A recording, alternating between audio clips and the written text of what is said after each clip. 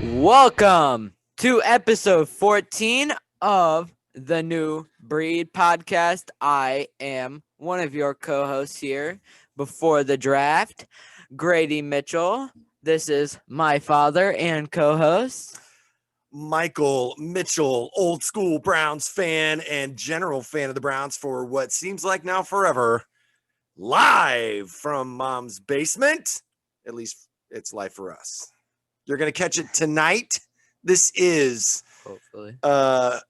NFL Draft Eve.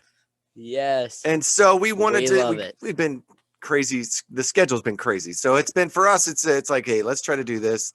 But the big news is we will be live streaming on our YouTube channel, on our Facebook page, interacting with Instagram friends and things. We're going to be doing that live tomorrow night during night one of the NFL draft. So, hey, if you don't know where we are on YouTube, you don't know where we are on Facebook or Instagram, check us out and be ready for some incredibly outrageous content on draft night. You got to realize we don't have sponsors. We could do whatever we want and say whatever we want. We don't have to worry about losing sponsorship or money. Darn. We do it for free. Yeah. Well, not for free. You know, we kind of. Okay, we don't make any money. Is that better? Well, okay, yeah. Yeah. That's absolutely true. So, hot topics. Let's start with some hot topics.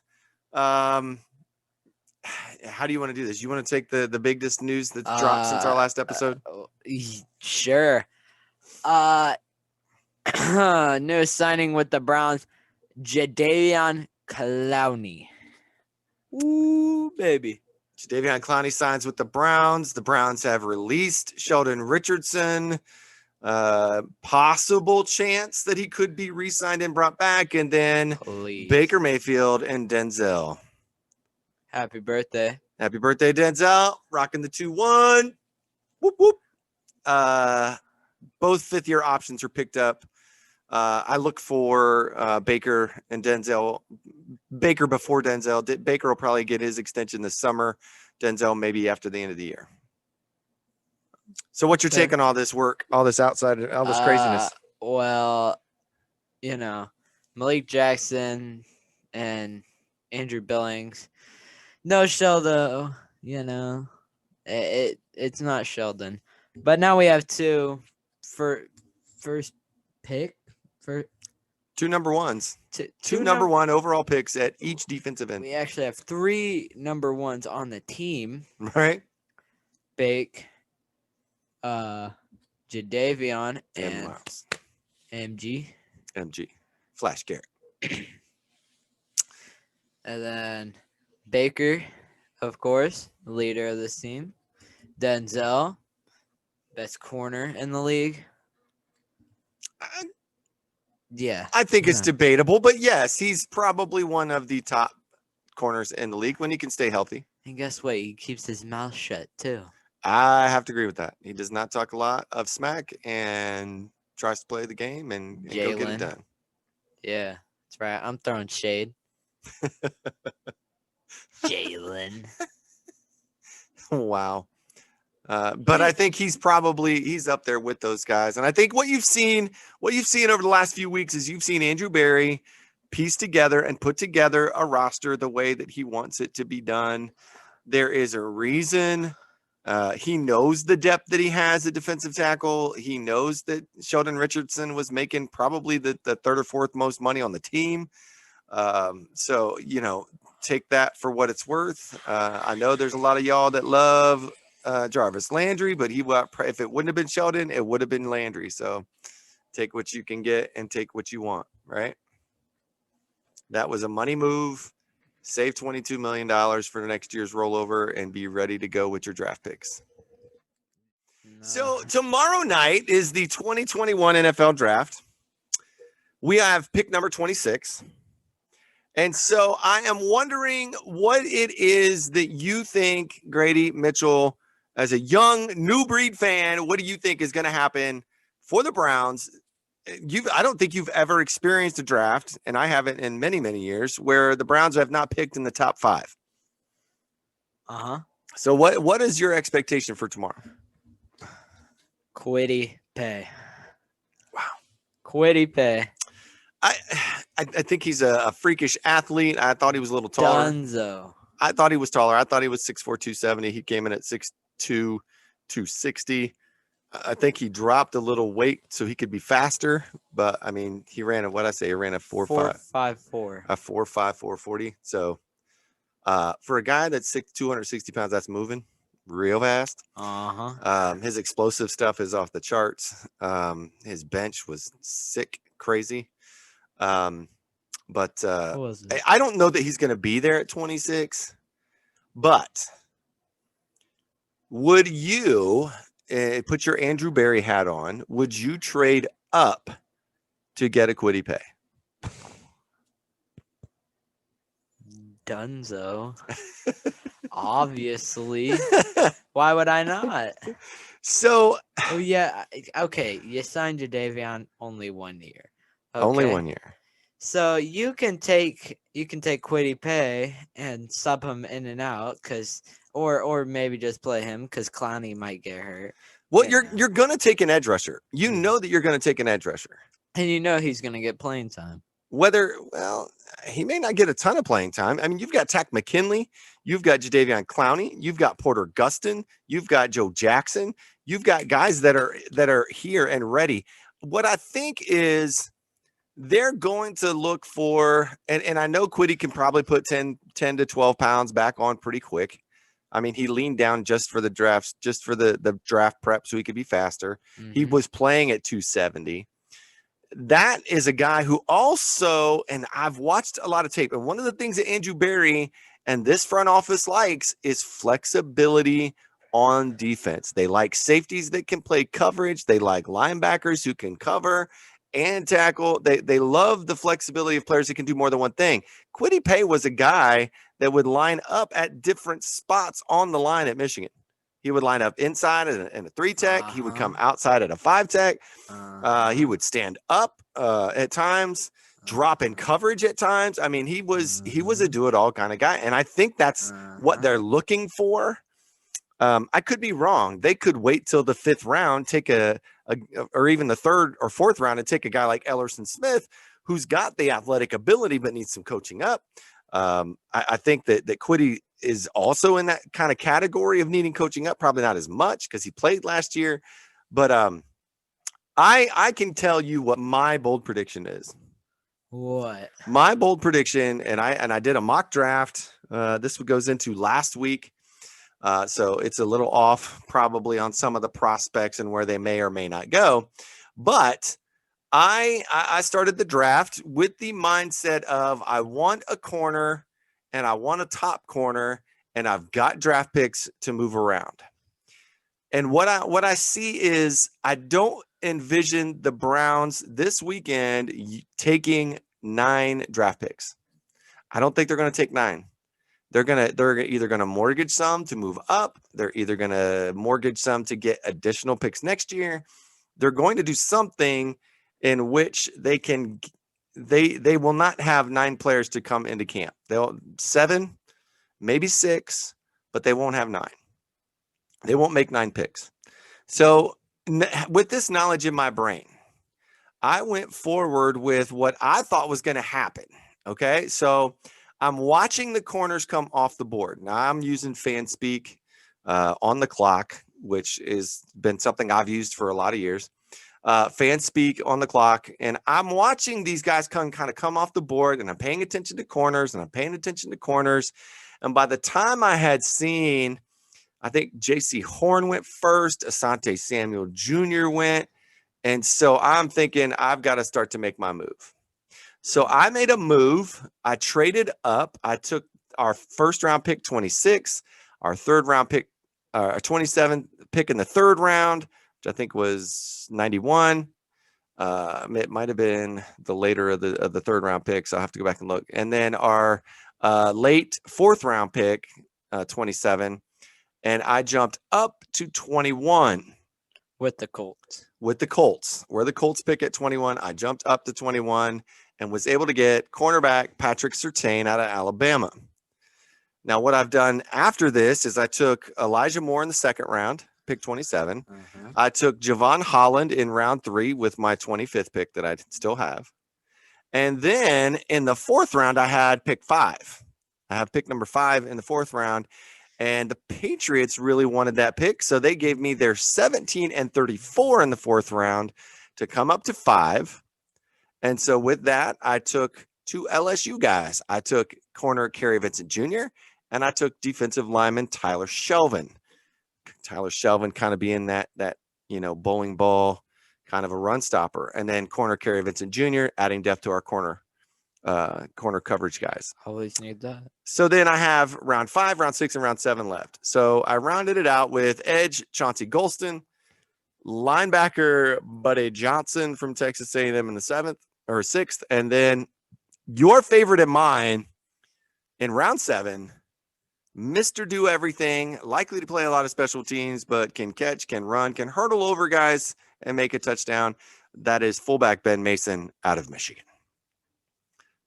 Bold predictions, I know, but I feel like they're going to move. They won't stay at 26. They're not just going to stay at 26 and go, "Oh, well, give me the best available."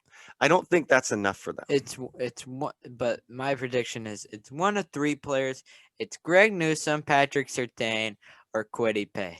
You're getting one of those 3 with that pick right there.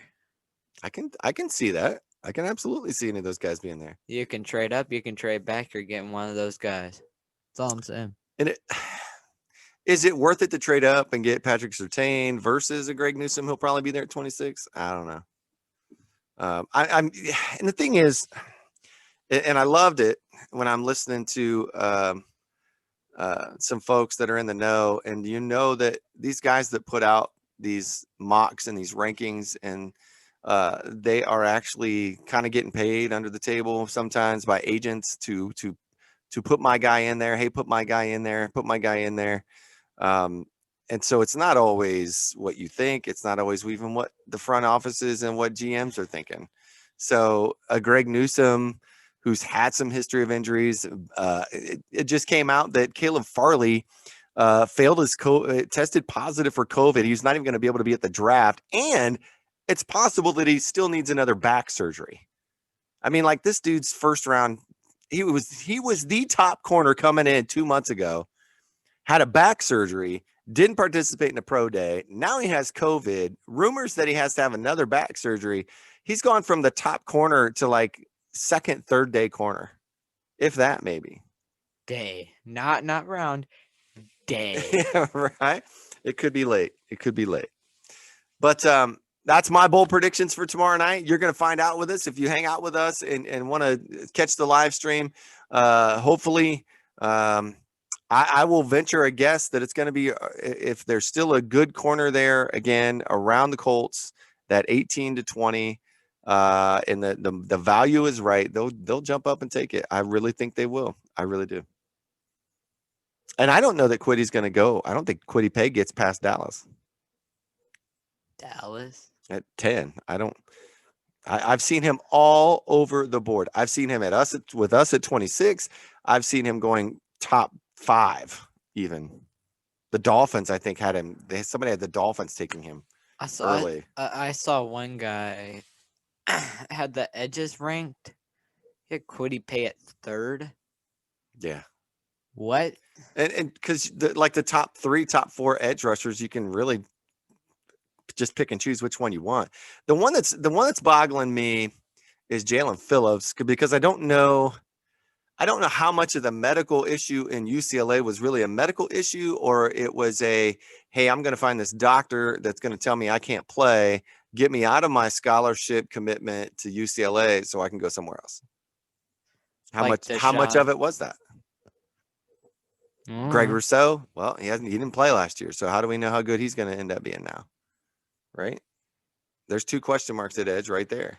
And then you have a definite with Kwity Paye running a 4.54 and freak athlete, putting up like 35 reps. I think it was 36. 36 reps at 225. It was around 34 or 36. I watched Kyle Brandt on Good Morning Football only get 16. No offense to Kyle Brandt, but he only got 16. Quiddy Pay did 20 more than you. Times 2. I could not do 16 right now, I don't think. Don't look at me. He says, "Don't look at me." So hopefully, stay tuned for our big bold draft night predictions. I should have a It feels like there should be a sponsorship something there, right? Bud Light. Stay tuned tomorrow night for our bold draft night predictions, brought to you by Bud Light. Yeah, we can sponsor it by Bud Light.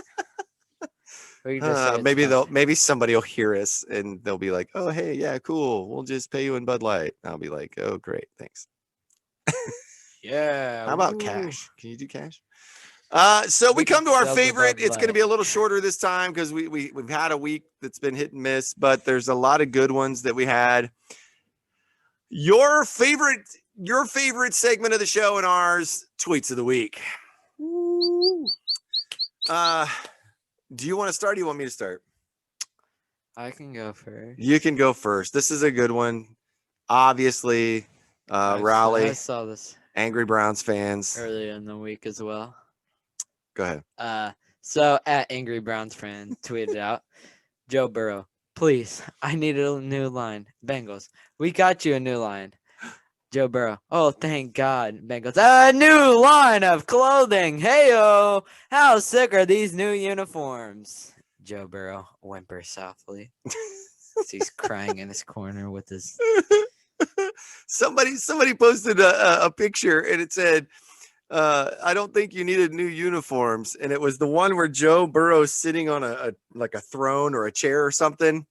And he's sitting there and he's got the cigar in his mouth, like the championship thing, in that new all white uniform. And then they zoom in on his knee and zoom in on his knee. And 2 pictures later, you can see the giant scar that's right running down his knee.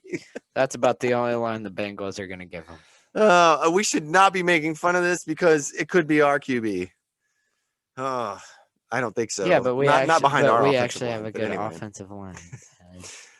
So Stephen Thomas at Browns mock draft, Browns daily mock draft. One of my favorites from last week. From now through April 29th, hear everything, believe nothing. And there's a GIF of Buddy the Elf saying, "You sit on a throne of lies." Got to be one of my favorites of the week.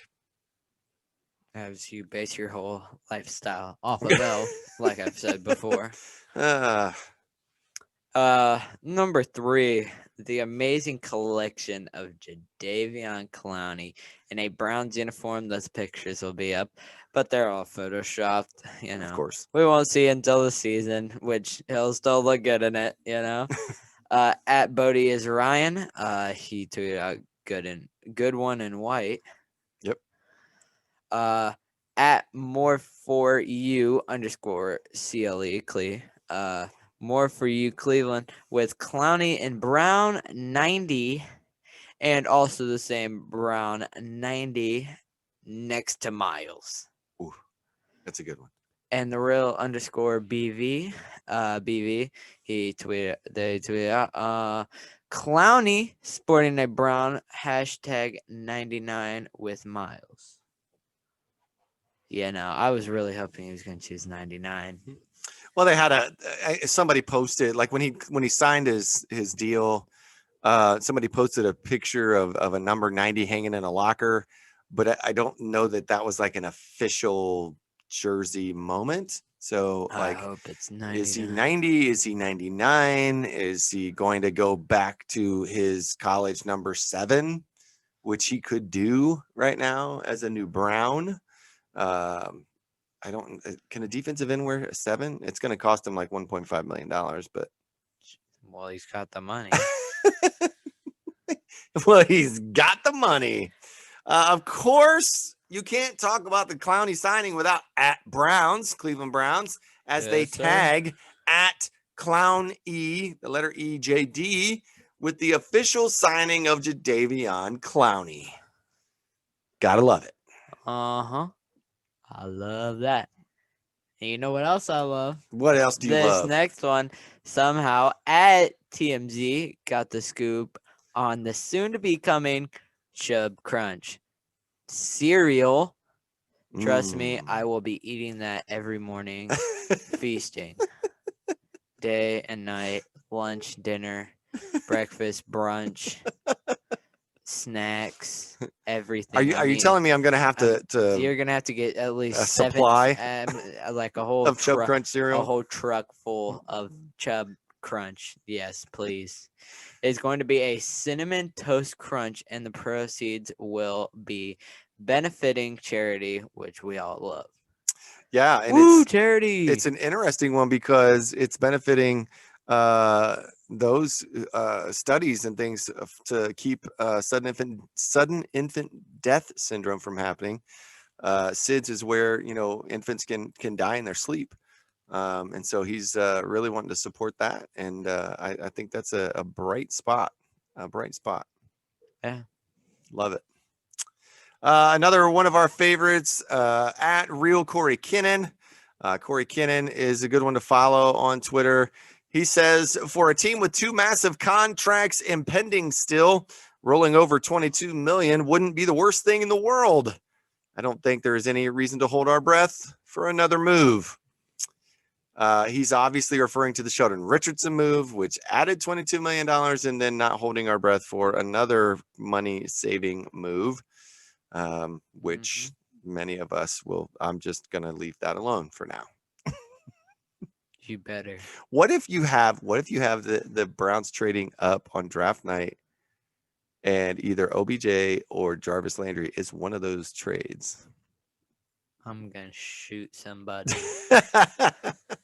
I'm literally gonna bust my head through one of the windows in this house. They're gonna trade Mom's Jarvis basement Landry window. and 26 to move up to like 13 and take JC Horn. Don't even speak it into existence, man. Anyway, go ahead. At hottest_take pod, the hottest take sports podcast. If you didn't know already, do not get in Wyatt's way. 77 needs to be in Cleveland for a long time. Then there's a 22-second clip showing Wyatt Teller's greatest hits. He's a guard. Literally. He's a guard of the 2020 season. Number 1 best guard in the whole league, My favorite is still my 2 favorites of Wyatt Teller's greatest hits from last year. There's 3 of them actually. Tyrann Mathieu hit in the playoff game where he literally destroyed that poor man, and then he was talking to him, but then went back to the huddle and was like, "Dang man, 77 put me."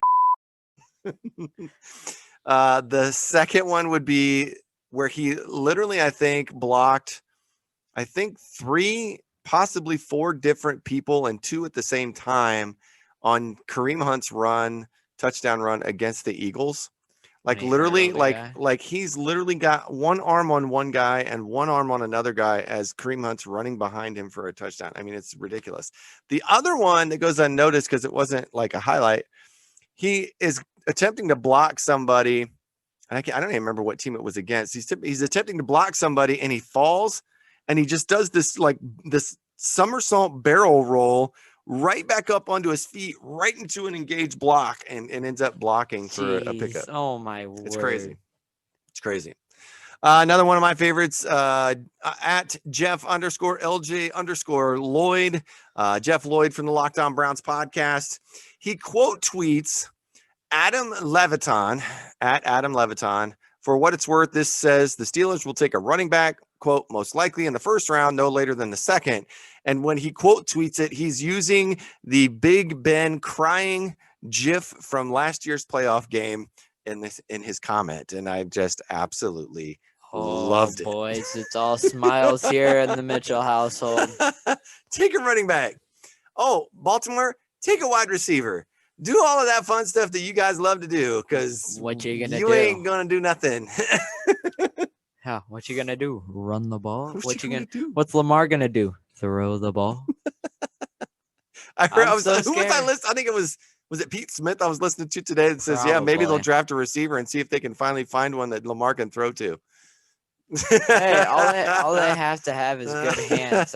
I mean, when the ball's flying like this, at 'em, you got to be good at catching. Carnsy's at Carnsy's 817, Nick Carnes. The Browns have the reigning coach of the year, the best offensive line in football, the best running back duo in the NFL, the 2 number 1 overall picked at defensive end, the leader in 4 touchdown halves at QB, legitimate Super Bowl aspirations.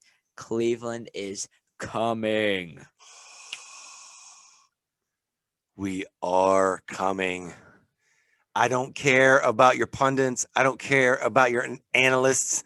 Cleveland is a top 5 football team, and you better get on board, because if you don't, you're going to be made to look like an idiot come this time next year. PFF has us ranked 2nd out of all teams, but behind Tampa Bay pre-draft.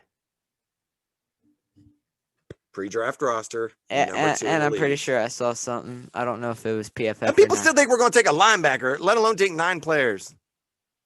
Come on. I'll pray for y'all who are that mental. But yeah, I saw something. We actually have the best running back room in the whole league right now. Yeah. Including Andy Yanovich. He's still in that room, and soon to be Ben Mason. Dearness Johnson's still in that room. Dearness Johnson. He returned a few kicks last year. Mm-hmm. And he got playing time. Right. When Nick was hurt. Yeah. That was a sad day. Another one of my favorite ones was from at PFF. This one was hilarious to me. It's at PFF. It's not at PFF Cleveland. It's not at PFF Fantasy. It's not tag. It's just the straight PFF account. So at PFF said, choose one edge rusher. And there, each of their pictures is there. Mm-hmm. Quote tweet for TJ Watt, retweet for Khalil Mack, or like for Myles Garrett. And as of the snapshot that I took, which if you're watching this on YouTube, you'll get to see it. TJ Watt had 131 quote tweets. Khalil Mack had 596 retweets. And then Myles Garrett had 7,634 likes. That's 7,000, I heard. That's a lot of people. And whether they were just Browns fans who were, trolling the account or whatever, bro, that's a lot. Dude, you could take the That's a lot. You could take the 7,000 out of the equation. Myles Garrett still would have had Khalil Mack beat. That's hilarious. I didn't even look at those numbers. That's hilarious. I'm glad you looked at those numbers. That's amazing. 11. I mean, doesn't really, doesn't really go to me. But as this man was about to wear the Kevin Mack jersey today, almost. But then I said, hey, it's Denzel's birthday. Denzel's birthday. And he's like, oh, I'm going to wear the Denzel. So I went at Vintage Browns. Vintage Browns said, the original beast mode, #Browns, and 4 picks of the number 34, Kevin Mack. Kevin Mack was bringing the thunder at running back. He was bringing the angry runs before they were popular. Mm-hmm. He was like Christian Okoye was watching TV and said, oh, I can run like that guy. Yeah. You don't even know who Christian Okoye is. Yes, do you? I do. You do? The Nigerian Nightmare came after him. It's crazy. Yeah. Chiefs. Kevin Mack was the man, dog. Yeah. Christian Okoye. So, and speaking of Kevin Mack, do you think that next year, if both guys stay healthy, that Kareem Hunt and Nick Chubb could possibly each have 1,000 yards rushing? No brainer, no doubt in my mind. They almost did this year. Yeah. But Nick got hurt. Well, Nick's the one that got 1,000 yards. So. Well, Nick's also better out of the two. But who had the most touchdowns on our team? Well, who had the most receiving touchdowns on our team? Kareem Hunt, yeah. Nick Chubb even had one against the. That's still a highlight of what the biggest problem is. And man, if you guys don't get me wrong, there's still a strong possibility. Number 26, the pick 26, if they stay in put at pick 26, it's going to be a wide receiver too. It's going to be a fast one, though. Donovan. It's going to be a Rashad Bateman. It's going to be an Elijah Moore. It's going to be somebody that's going to run the brakes off of you. All right, I'd be fine with the wide receiver pick, but only if we trade away Jarvis. There's only two places on our football team right now where depth could be added, and that's the wide receiver room and the corner room. And those are practical. Could you take a safety? Sure. Sure. Why not add a fourth, right? Take an edge? Sure. You could use an edge because you always use those. You could use a D tackle. You can always use those. There is nothing probably that's going to change offensively other than wide receiver. Now, we say that, but last year they ended up taking a tight end.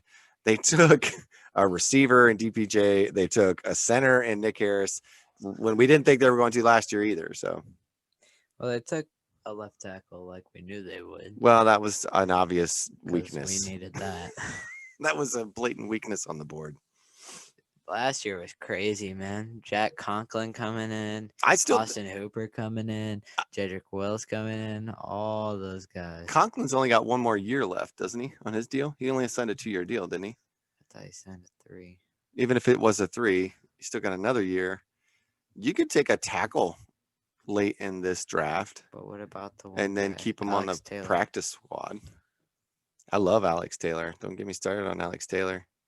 I think he's got all the tools. He stays hanging around. What about Blake? Stays hanging around Callahan. He's going to be a heck of a left or right tackle. What about Blake Hance? Done. Blake Hance still hanging around. You got Drew Forbes still hanging around. Done. Yeah, Dunn is still hanging around.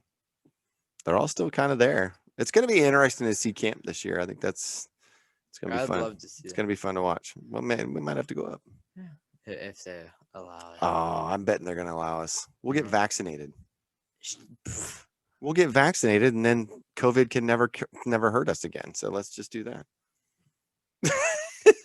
Yeah, you say so. Anyway, that really kind of does it for tonight's pre-draft. NFL Draft Eve.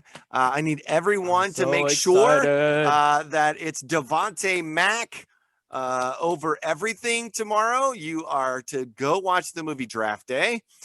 You are to start your pre-gaming early, have a lot of fun. Friends, we have not had this type of fun with a Browns draft in a long time. We haven't picked this far 26. back in a long time. Enjoy it. I'm gonna have to enjoy it, love it. And I'm so mad though that we've got this big soccer tournament that our team is hosting in town this week. Yeah. So we really can't afford to just take off and go, or we would make the trek up to Cleveland. This is horrible timing for us, but it is what it is, and we'll make the best of it. So we'll be on here live streaming tomorrow night.